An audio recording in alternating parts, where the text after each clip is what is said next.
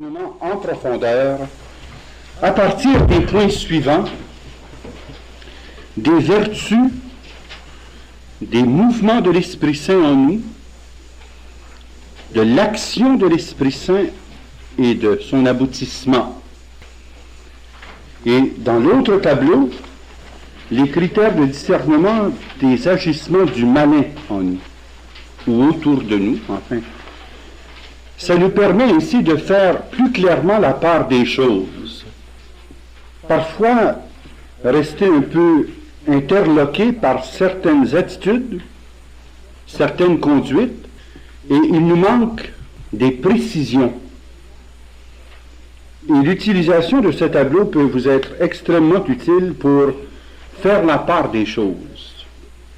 Il est clair que quand l'Esprit Saint est diffusé dans nos cœurs, il agit en nous en reproduisant principalement les attitudes du Christ Jésus. Et quand l'Esprit Saint agit en nous, une des premières manifestations, c'est ce goût, ce désir et cette pratique de la chasteté. Comprenez bien ici le terme, chasteté n'est pas pris nécessairement dans le sens de la vie religieuse, là, mais chasteté selon l'état dans lequel on est. Il y a la chasteté conjugale, il y a la chasteté religieuse, la chasteté consacrée, il y a la vertu de chasteté. C'est l'Esprit Saint qui produit ça. Satan, lui, est incapable de produire une chose comme celle-là. Et c'est pourquoi ce sont des points de discernement qui nous permettent de voir si quelqu'un vraiment a un cœur pur, une intention pure, des attitudes pures. Et parmi les vertus éminentes que le Saint-Esprit suscite dans le cœur, la chasteté, la charité, la modestie et la tempérance. Satan ne peut pas produire les contrefaçons de ça. Ou quand il produit quelque chose de semblable à ça, c'est toujours exacerbé. Il y a toujours une note poussée à l'extrême. Ça devient presque du fanatisme. C'est le caractère exacerbé. D'ailleurs, on le verra dans l'autre tableau. Et vous remarquez que ce sont tous des qualités qui reflètent, ou des vertus qui reflètent l'équilibre. Là où règne le Saint-Esprit, règne l'ordre, l'équilibre et la paix. Et les vertus manifestent cet équilibre d'une façon suréminente dans les qualités du cœur. Chasteté, charité, modestie, tempérance. Et l'Esprit Saint aussi provoque en nous des mouvements ou des motions de l'Esprit Saint. Dans certains auteurs spirituels, on entend le mot « les touches du Saint-Esprit ». Les touches de la grâce aussi, on voit souvent cette expression-là. Alors, c'est l'Esprit Saint qui produit la joie. Et remarquez bien qu'il y a entre parenthèses ici l'exagération, pour nous montrer la différence entre les deux. L'Esprit Saint provoque la joie, mais pas l'exubérance. Il produit la paix, mais pas le quiétisme, la fausse paix, la fausse joie. La compassion plutôt que la pitié. Des larmes d'abandon, des larmes de repentance plutôt que des larmes de désespoir. La délicatesse par opposition au sentimentalisme et la tendresse par opposition à la passion érotique. On voit alors à ce moment-là l'Esprit Saint se manifeste par ses fruits. Et quand l'Esprit Saint construit, il construit toujours dans l'harmonie de l'être, l'ordre, l'équilibre et la paix, en assurant la pureté d'intention, la droiture d'intention, qui est la gloire de Dieu, le salut des âmes, l'extension du royaume. Quand il y a d'autres motifs que ça, là, attention. La gloire de Dieu, le salut des âmes et l'extension du royaume de Dieu sur la terre des hommes. Et d'une façon suréminente, la charité, évidemment, tout aboutit à la charité. La charité est le sommet, le lien de perfection de toutes les vertus. Et quand il manque cet élément de charité, on peut être sûr que l'Esprit de Dieu n'est pas là. Ça, c'est la charité dans les jugements, la charité dans les attitudes, la charité dans les gestes, la charité dans les paroles. L'amour de Dieu a été répandu en nos cœurs par l'Esprit Saint. Ainsi, un amour de Dieu et du prochain qui laisse toute liberté à Dieu et à l'homme. Maintenant, quand l'Esprit Saint agit dans l'intelligence, il va donner le goût et la poursuite de la vérité. L'intelligence est en fait pour le vrai, la volonté pour le bien. Alors l'intelligence, sous la mouvance de l'Esprit, se met en communion avec la vérité. D'ailleurs, Jésus nous le dit clairement, hein, les véritables adorateurs de mon Père sont ceux qui l'adorent en esprit et en vérité. Et c'est cette mouvance de l'esprit dans l'intelligence qui véritablement provoque la vertu de foi, l'honnêteté, la prudence, pour y ajouter l'équité. La différence entre la justice et l'équité, ou l'honnêteté et l'équité, c'est que on tient compte des particularismes des personnes et des circonstances. Ainsi, quelque chose peut être juste, mais n'est pas équitable. Quand on dit, par exemple, la justice veut qu'on donne la même chose à tout le monde, on peut être juste dans ce sens-là, mais on manque d'équité parce qu'il n'y a pas deux personnes qui sont dans la même situation, où ça s'applique tel quel. Et parfois, il y a un tel souci de justice que ça devient une iniquité, parce qu'on ne respecte pas la dimension équité qui vient équilibrer la vertu de justice. C'est-à-dire la justice poussée à l'extrême aboutit souvent à la souveraine injustice. Alors, c'est l'équité qui permet de rétablir les choses en équilibre. Sur le plan intérieur, l'émotion de l'Esprit Saint provoque la paix de l'intelligence. Ici, c'est face à l'angoisse, à l'anxiété. L'esprit est inquiet, l'esprit est troublé, l'esprit est confus. Tandis que l'Esprit Saint, lui, comme il est un esprit de vérité, établit la paix. Et vous voyez qu'on fait la distinction entre la paix du cœur, d'une part, et la paix de l'esprit. Les deux niveaux différents de paix. La paix du cœur, c'est au niveau surtout de ses relations aux autres, et la paix de l'esprit, c'est la relation de sa conscience face à Dieu. La paix du juste, qu'on appelle. Alors, ça enlève toute angoisse. Ainsi, je vous donne un exemple qu'on rencontre très souvent. Les gens qui ont toujours peur d'être damnés, ils ont toujours peur d'aller chez le diable, ils ont toujours peur de ne pas être sauvés. Ils sont pris par cette anxiété qui trouble.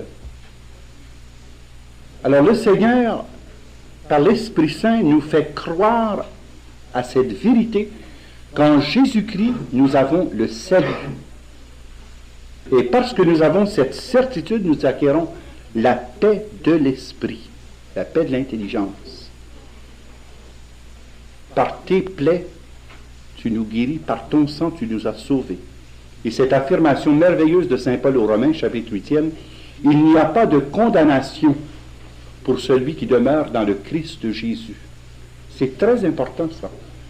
Un des traits qui a caractérisé le mouvement janséniste, qui a affecté beaucoup de catholiques, c'était cette espèce d'angoisse du salut éternel et une peur de l'enfer qui est névrotique. C'est pas l'Esprit Saint qui provoque ça. L'amour parfait bannit toute peur, même la peur de l'enfer. Donc c'est important de bien discerner que quand l'Esprit Saint est à l'œuvre dans l'intelligence, il nous donne la paix qui résulte de la vérité. Donc nous sommes en conformité avec la volonté de Dieu sur nous et la conscience est dans la paix profonde face à Dieu et face à soi-même. L'Esprit Saint aussi pousse à la générosité. Et la meilleure façon de trouver la contrepartie, c'est de comparer à la mesquinerie. Être mesquin dans ses jugements, être mesquin dans ses attitudes, être mesquin dans ses paroles. Je ne parle pas juste de la mesquinerie là, sur le plan argent, mais il y a des esprits qui sont mesquins, qui s'attachent à des petites niaiseries et qui font des montagnes avec ça. Tandis que l'esprit nous porte à être longanime, être généreux, ouvert, accueillant.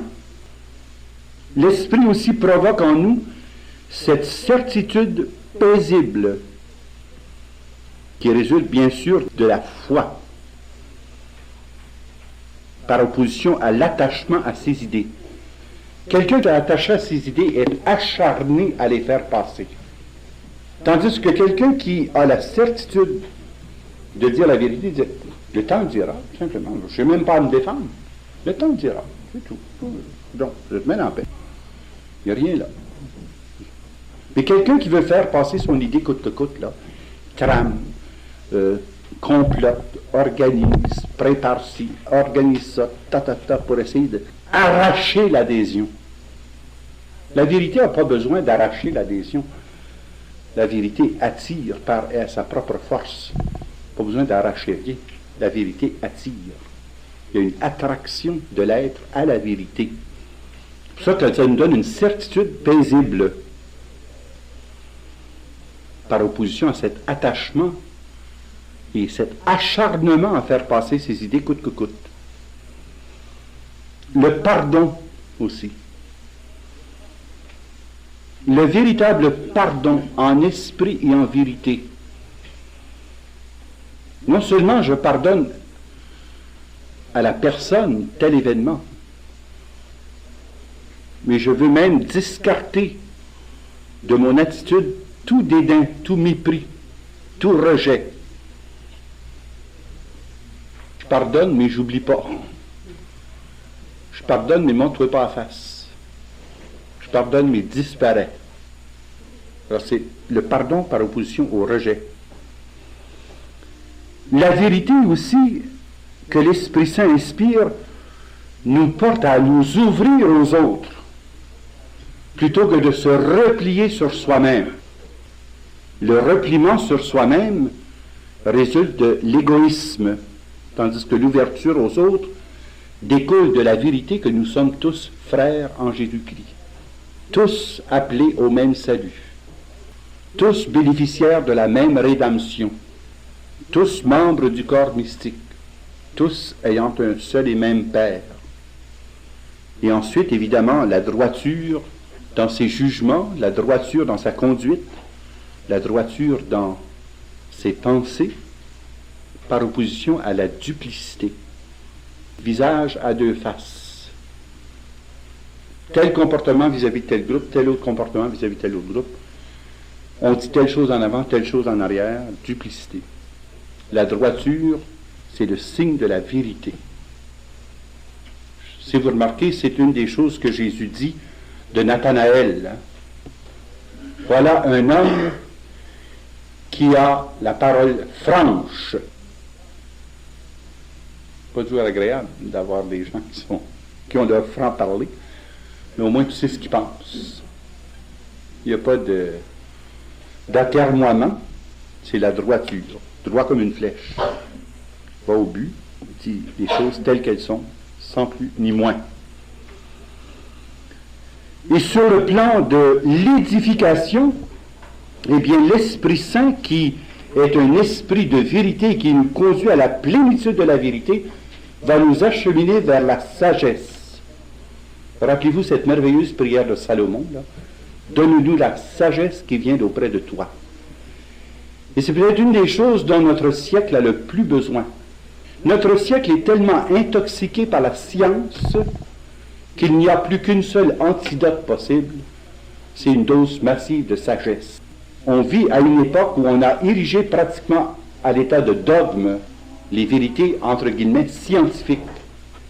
Et on finit par croire que scientifique couvre toute la vérité. Mais elle ne couvre que cette partie de la vérité qui est mesurable, pondérable et évaluable selon une technique ou l'autre. Et c'est tout. Ça, c'est juste très, très partiel. Tandis que la sagesse, elle, nous amène au premier principe. Et c'est pourquoi l'Esprit Saint, en nous conduisant à la plénitude de la vérité, nous conduit à la découverte de la sagesse. Et cette sagesse nous permet de nous placer à un angle tel qu'on voit les choses d'en haut. Et c'est pourquoi le regard de sagesse devient toujours un regard très simple. Et vous remarquez comment les paroles de sagesse sont simples. Le livre des Proverbes, par exemple. L'Ecclésiastique. C'est 3-4 lignes, mais au point, c'est ça. Et même dans la sagesse populaire, il y a les dictons et les proverbes qui véhiculent une sagesse populaire. Ça tombe pile. Il y a des cultures où les gens parlent constamment en dictons. Chez les Haïtiens, c'est remarquable. Dans la culture haïtienne, là, les gens ne répondent jamais à un argument par une longue élaboration. Ils vont écouter l'autre, l'argumenter pendant 15-20 minutes, puis ils vont réfléchir un instant, puis ils sortent un proverbe haïtien. Et la discussion est close. C'est ça, ça vient de... C'est tellement simple que ça saute aux yeux. Alors, la fausseté est démasquée par la sagesse. La beauté de la sagesse est toujours simple, limpide. C'est la connaissance par les causes premières. Et c'est pourquoi vous avez des gens remplis de science, mais qui n'ont pas une once de sagesse. Ça, c'est lamentable. Vous avez par ailleurs des enfants qui ont très peu de science, parce qu'ils n'ont pas eu la chance d'en acquérir, mais qui ont des paroles de sagesse qui vous enlèvent le souffle. Ils sont tellement simples, tellement limpides, que ça coule à flot. Des simples paroles d'enfants. C'est étonnant de voir la profondeur de ce qu'ils disent. Et eux-mêmes ne s'en rendent pas compte. C'est l'Esprit Saint qui provoque en eux cette attitude. L'autre aspect de la vérité que l'Esprit Saint provoque, c'est la compréhension. Ça veut dire de tenir compte de toutes les facettes d'un problème. Et ça, c'est important parce que dans la compréhension, voyez-vous, il y a la tendresse, la miséricorde et la compassion. La charité comprend tout, excuse tout, pardonne tout. Et ça, c'est important. Surtout face aux personnes. Vous allez constater que quand on agit d'une façon naturelle, on est porté à être très catégorique, très cassant. Et ainsi, on ne tient pas compte de toute la réalité. C'est tellement coupé au couteau que ça finit par être la guillotine qui coupe le cou de l'autre. La compréhension tient compte qu'il peut y avoir un tas de facteurs qui jouent. Et on aboutit toujours à la conclusion que la personne n'est pas vraiment méchante ni malicieuse, mais c'est une personne qui a souffert. C'est presque toujours la découverte qu'on fait. La personne a souffert. Et alors, au lieu de lui prêter un tas d'intentions malicieuses ou un tas de complexes, on se rend compte que derrière tout ça, et ça je peux vous le dire, moi par expérience, sur 12 000 prisonniers que j'ai interviewés pendant 12 ans, et j'ai eu à peu près toute la gamme possible des comportements humains, j'ai pas rencontré 5 cas de malice véritable. J'en ai rencontré, mais je n'ai pas rencontré 5 cas sur 12 000. Puis pourtant, on avait de tout. Depuis le viol jusqu'au meurtre, depuis le vol à l'étalage jusqu'au vol de banque. C'est pour ça que c'est important d'être vraiment aux écoutes de l'Esprit, qui au lieu de nous conduire à être catégoriques et irréversibles, qui nous ouvre le cœur et l'esprit, qui nous donne des entrailles de miséricorde. Comprendre ne veut pas dire approuver. Une grosse différence entre les deux. Mais quand les gens se sentent compris, ils ne se sentent pas rejetés. Eux-mêmes sont d'accord que leur comportement n'est pas correct. Ils sont d'accord avec ça. Mais au moins, ils se sentent compris et aimés pour eux-mêmes. C'est pour ça que l'aboutissement, c'est encore la charité. Et regardez quand les psaumes nous parlent de Dieu. Il est tendre, le Seigneur notre Dieu, lent à la colère et plein d'amour. Et je me souviens quand j'ai fait mon cours en psychologie, en psychiatrie, c'est peut-être une des plus belles découvertes que j'ai faites. Si les hommes peuvent arriver à avoir un tel regard sur la conduite des humains, combien plus le Seigneur, qui connaît l'inconscient profond que jamais les psychologues ni les psychiatres ne pourront jamais découvrir parce que c'est trop profond. Tout ce qu'on peut rejoindre, nous autres, c'est l'inconscient et le subconscient. C'est tout ce qu'on peut faire en psychologie, en psychiatrie. Et déjà, ça nous rend tellement, tellement compréhensifs. Parce qu'on sait qu'il y a tout un tas de mécanismes qui jouent, dont la personne est absolument ignorante. Elle ne sait pas que c'est ça qui joue. Et des fois, il faut faire 2-3 ans de traitement avant que la personne prenne conscience que c'est ça qui joue. Nous autres, on le sait, au bout de 4 ou 5 rencontres, on sait très bien qu'est-ce qui se passe, mais l'exercice de la psychiatrie nous amène à faire découvrir par le patient son problème. Mais déjà, cette connaissance de l'inconscient profond nous rend tellement compréhensifs. Imaginez-vous Dieu qui sonde les reins et les cœurs. C'est pour ça qu'il ne faut pas être hâtif dans nos jugements sur les autres. Ne jugez pas et vous ne serez pas jugés. Soyez miséricordieux comme votre Père céleste est miséricordieux. Ne condamnez pas et vous ne serez pas condamnés. On se servira pour vous juger de la même mesure dont vous vous êtes servi pour juger les autres. La compréhension, c'est cette capacité de tenir compte de la vérité dans son ensemble, tenant compte des antécédents, tenant compte des divers facteurs qui ont pu conduire quelqu'un à tel et tel et tel comportement. Et Jésus nous donne un exemple, je dirais, éminent. Lorsque, confronté par la femme adultère prise en flagrant délit, il se tourne vers l'auditoire en disant que celui qui est sans péché lance la première pierre. Ça, c'est comprendre quelqu'un. Parle dedans. Comprendre. Ça ne veut pas dire approuver. Les gens ont besoin de compréhension, ils ont besoin de compassion. Évidemment aussi, l'intelligence sous la mouvance de l'esprit est rendue apte à discerner la vérité du mensonge. Et toujours l'aboutissement, vous voyez, dans la dernière colonne, c'est toujours la charité. La charité fait foi de tout. D'ailleurs, ce serait peut-être bon qu'on regarde dans la première épître aux Corinthiens, chapitre 13e, pour nous montrer l'ampleur de ce que le mot agapé veut dire. Quand je parlerai les langues des anges et des hommes, si je n'ai pas l'agapé, je ne suis plus qu'airain qui sonne ou cymbale qui retentit.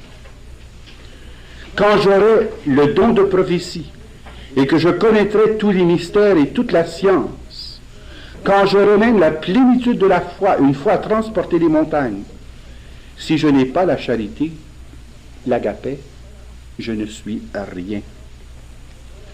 Quand je distribuerai tous mes biens en aumône, quand je livrerai mon corps aux flammes, si je n'ai pas l'agapé, cela ne sert de rien. L'agapé est longanime. L'agapé est serviable. Elle n'est pas envieuse. L'agapé ne fait rien d'inconvenant, ne cherche pas son intérêt, ne s'irrite pas, ne tient pas compte du mal, Elle ne se réjouit pas de l'injustice, mais elle met toute sa joie dans la vérité.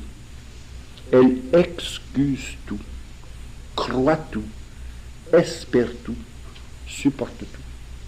L'agapé ne passe jamais. Nous allons tous perdre la foi et l'espérance, mais jamais nous ne pourrons perdre la charité. Donc ça vaut la peine. Et l'aboutissement de l'action du Saint-Esprit, c'est de nous conduire, comme je vous disais ici, là, de plus en plus à la vérité de l'alliance. On s'approche, sans jamais évidemment le réaliser dans sa plénitude, on s'approche de plus en plus du mystère de l'union entre le Christ et son Église, entre Dieu et son peuple. Et c'est pourquoi la charité conduit à l'unité. C'est important, donc, de souligner cet aspect-là. Quand il ne règne pas de charité, le diable est dans la maison, le diable est dans la cabane. C'est clair. C'est la charité qui fait foi de tout.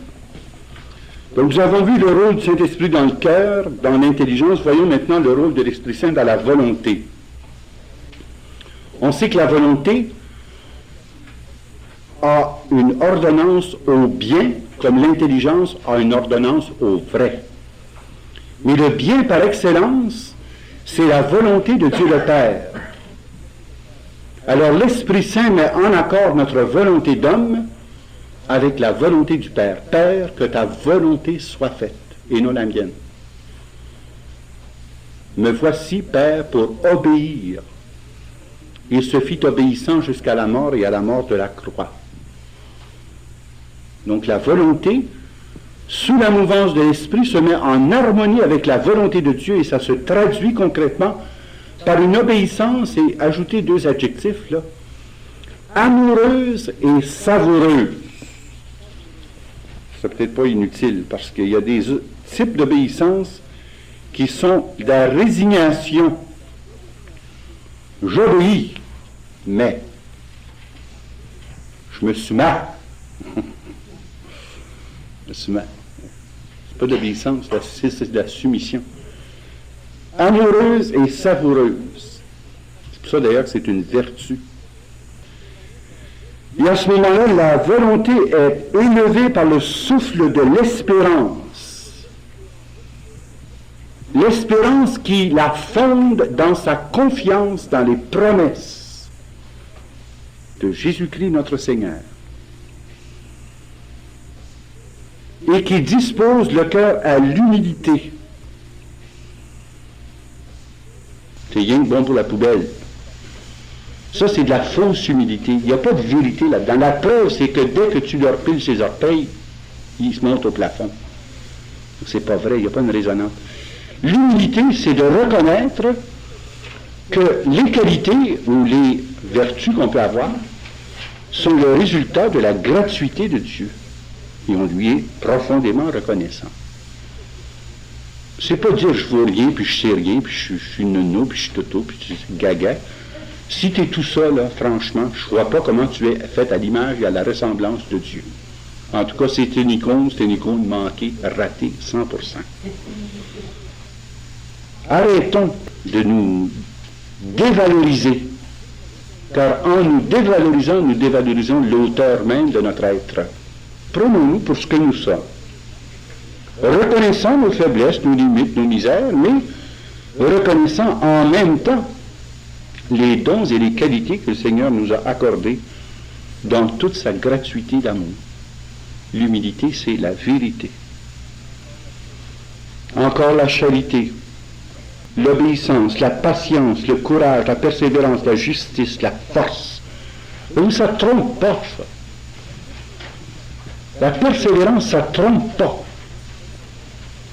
Quelqu'un qui tient dans l'adversité, dans la contrariété, qui tient contre tout, contre vents et marées, qui prêche la parole de Dieu à temps et à contre-temps, qui accepte même d'être bafoué, méprisé, ignoré, tient, persévérance. Ça, c'est la signature de Dieu. Parce que l'homme, blessé par le péché, est instable, très mobile, très changeant. Le seul qui nous ancre dans la persévérance, c'est véritablement l'Esprit Saint. En nous attachant et en nous clouant à la croix avec Jésus-Christ, on est sûr de ne pas débarquer de là. Tu persévères longtemps. Quand tu es cloué bien raide à la croix, là, pas envie de changer de position trop vite. Si nous sommes crucifiés avec lui, nous serons glorifiés. Si nous mourons avec lui, nous ressusciterons. La persévérance. Il y a peut-être un texte dans l'Épître de Saint-Pierre qui me plaît beaucoup, parce qu'il y a comme une espèce de description de l'échelle des vertus. C'est dans deuxième Épître de Saint-Pierre, chapitre 1er,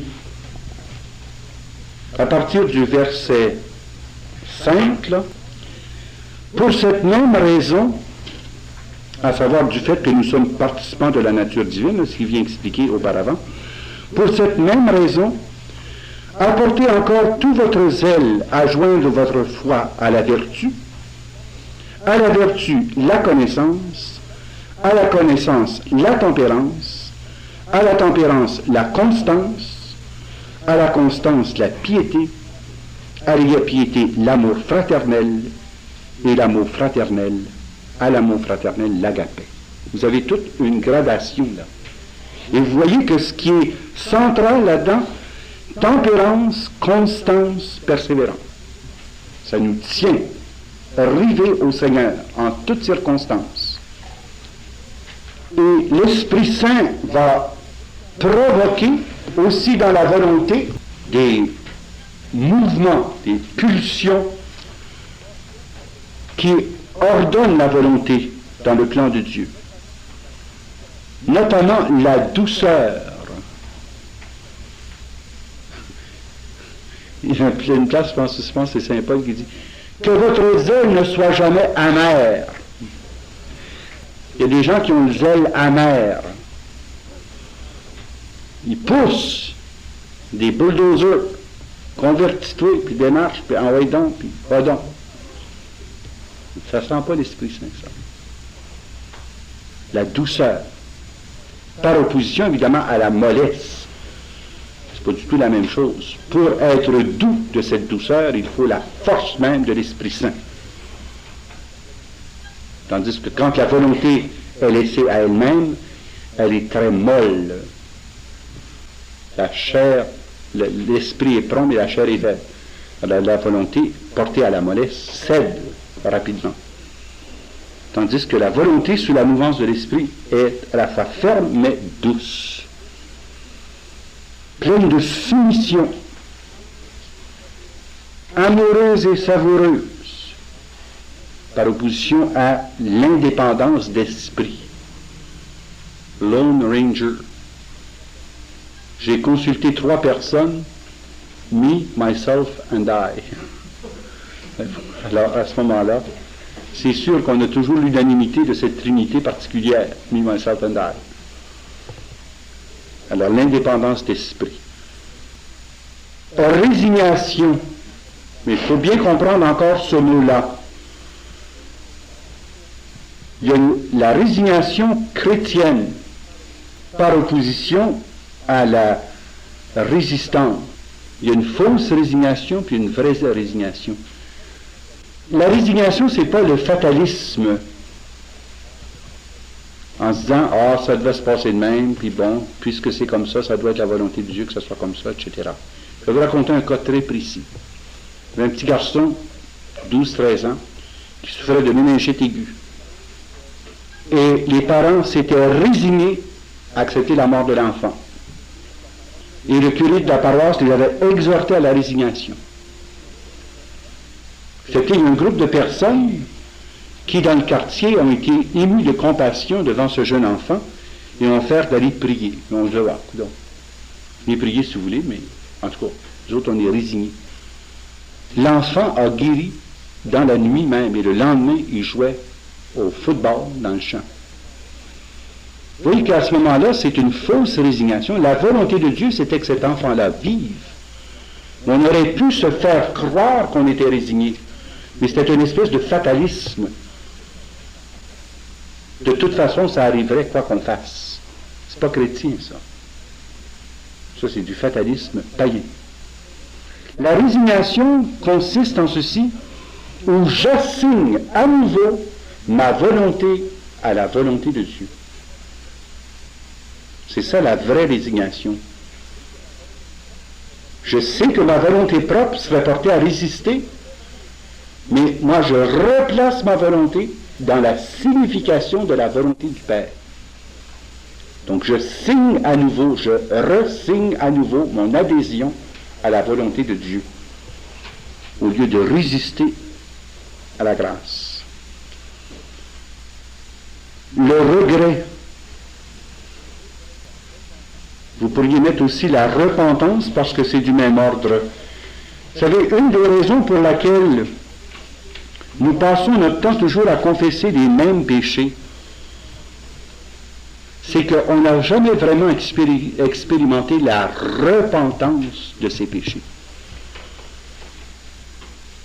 Le regret véritable, sincère, pas le déplaisir, pas l'inconvénient, pas encore moins le désespoir, mais la repentance, où on pleure non pas le fait de l'échec, où on pleure l'infidélité qu'on a eue vis-à-vis d'un Dieu si bon, si aimable et si digne d'être aimé. C'est ça, la repentance.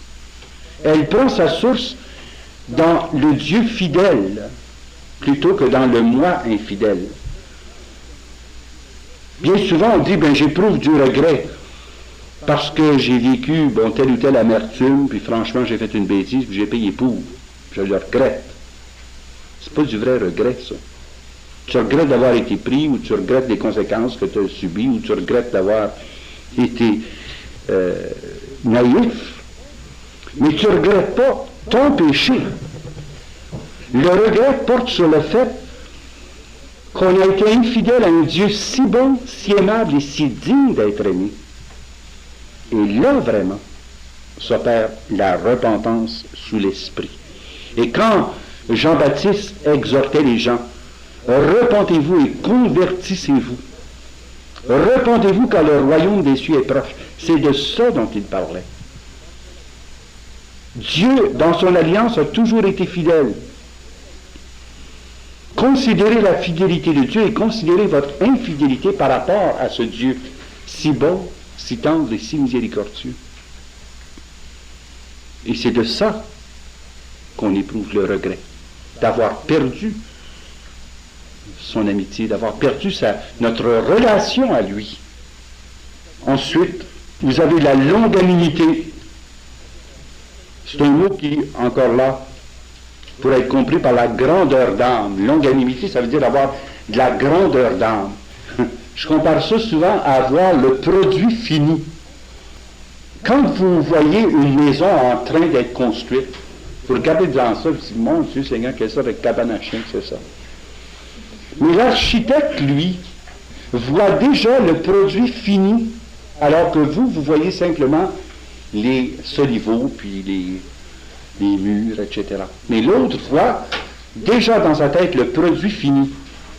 Et la longanimité est un peu du même ordre. Quand on voit quelqu'un de déficient devant nous, par exemple l'épouse qui a un mari alcoolique, ou l'homme qui a une épouse jalouse, par exemple, la longanimité consiste en ceci qui voit déjà le produit fini, c'est-à-dire que je le vois déjà comme étant libéré de l'alcoolisme et je l'aime déjà comme étant libéré de ça. J'ai assez de grandeur d'âme pour voir le produit fini. Alors, à ce moment-là, ça nous donne une grande paix et une grande sérénité. Et on ne passe pas notre temps à renoter. Encore soir. Ah ben, mon étoile, oui. C'est avant. Tu remets tes pieds dans la maison. La grandeur d'âme fait qu'on voit à long terme. Et ça nous permet de passer au-dessus des difficultés de parcours pour voir le produit fini. Et c'est tellement précieux. C'est l'Esprit Saint qui permet d'avoir douce patience à long terme, par opposition à la frénésie et à l'activisme. Faut arrêter de boire. Tu prends son 40 ans, tu vides dans un cabinet. Bon, il va aller s'en acheter un autre. Ça n'a rien réglé. C'était, il va être 2 fois plus choqué, donc il va être 2 fois plus frustré. Il va boire 2 fois plus. Tu as acheté un 40 ans, la prochaine fois, je n'achèterai 2. Un que je cacherai, puis l'autre que tu videras dans le zinc. C'est tout. La longanimité, c'est cette capacité de voir à long terme, sachant d'avance que Dieu et son amour sont plus forts que tout. La bonté et le courage. Bon. Et l'Esprit Saint construit alors, par le truchement de cette action dans la volonté, l'unité des cœurs et des esprits, la vraie communauté d'agapé et l'attitude d'obéissance qui rend possible et l'unité et la communauté. Poussé à son point extrême, eh bien l'Esprit Saint, dans l'amour, nous conduit non seulement à cet état d'unité communautaire, mais l'unité mystique, où véritablement on entre en rapport conjugal avec Dieu. C'est une relation de type sponsal, où Dieu épouse l'âme et l'âme épouse son Dieu. Et on parle ici d'union extatique, qui est le sommet de la sainteté. C'est par anticipation le face-à-face avec le voile ténu qui demeure parce qu'on reste encore des êtres corporels. Mais la vision, l'union extatique nous met déjà en communion avec l'être même de Dieu. Et c'est une relation de type sponsal. Pas simplement une relation d'unité communautaire, mais où il y a compénétration de Dieu et de l'homme dans une union, non pas physique, mais mystique, et qui produit un état d'extase, où on est tiré hors de soi pour être placé en Dieu.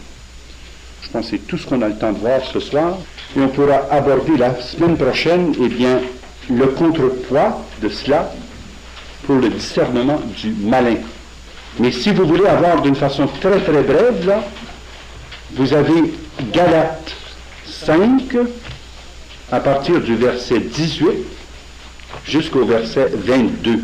Et là, vous avez les critères que saint Paul nous donne, Galates 5, de 18 à 22. Et alors ainsi, vous avez les deux aspects, la loi de la chair par opposition à la loi de l'esprit, les fruits de la chair et les fruits de l'esprit. Et vous jugez l'arbre à ses fruits. Alors, je vous remercie beaucoup et je vous donne rendez-vous la semaine prochaine pour continuer notre recherche.